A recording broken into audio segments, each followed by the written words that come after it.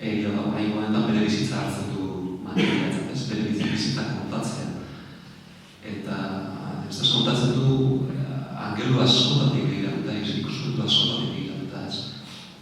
Ondare fizikoa bere gorputzaren behaketa egin esazten da, eta ebatondoei eta orbanei eta begiratzen diren, ebatondoei noiz gertatu ziren, gero oso behar egiten du espazioarekin, nun bizi izan den New Yorken, eta etxe bakoitzaren gogorapenekin batera bere bizitzako unen analiziko bat egiten du, baina beti barrurantz eta kanporantz berakokan erraztasun horrekin sartuta ez da. Begi arnean zoriak eta nik asumen dute deskripzioak egiten dituenean, eta baita barrura begiratzen duenean, baina ematu begi horiek zoriegiak edo arneagiak edo eta ez dira bariatzen lusaro egiran, pausatzen lusaro egiran izertan, ez? Bat hartu egiten da, nola pasaiteko nola barintasunaz, eta sakontasunaz horretezte gertaren gainetik, ez?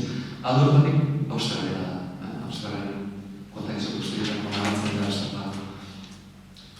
Gero bestetik badago baliabide formal bat, helburua irakurtzen azterik batera ari izan da, zu erabiltzen du. Bere buruari zuzentzen zaio zuka, pentsatzen duzu, ez daizula inoiz gertatuko, eta horrek gainean gogoeta egiten zerratiko tezen, eta ondori atera dugu, hainbat irakurretan egiten, badago psikoanaliziari keinu bat egin nahi ez da. Azkenean da, ni azten naiz, bera azten da bere bizitzari begira, kamera batekin, eta kontatu egiten du, alik eta neutralitate edo objektibotasuna ondienak ni jakinik ezin da atletiko izan.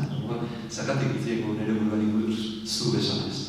Bi pertsona behar agian bat, ni gazlean eta zu pertsona. Eta joko hori oso hasieran aregarri egiten da, gero nire ustez oso interesgarri bilakatzen ez da. Horrek batera, zegoek hemen New York daukala mundoko presentzia. New Yorktarra esbalitzen izango, baina eguneko presentzia dauka, hogeita bat etxe bizitzen elbideak eman ditu. Azkenain izan ezik, orain bizitzen etxe bizitzen elbideak izan ezik surtasunez.